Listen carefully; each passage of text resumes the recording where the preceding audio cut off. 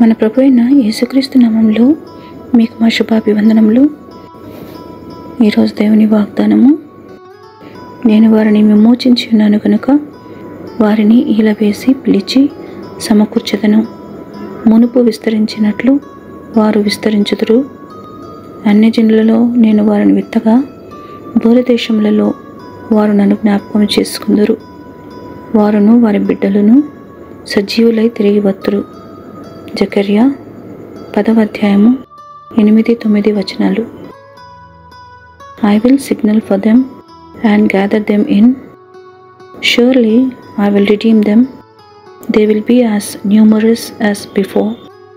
Though I scatter them among the peoples, yet in distant lands they will remember me.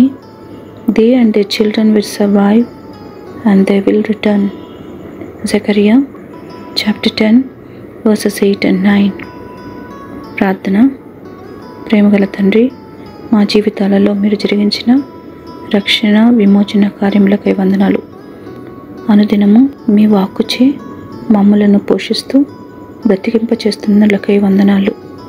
ఎడబాటులో, ఒంటరితనములో, నిరాశలో ఉన్న వారిని ఆదరించి లేవనెత్తుమని యేసు నామములో వేడుచున్నాము తండ్రి. Amen. Have a blessed day. God bless you.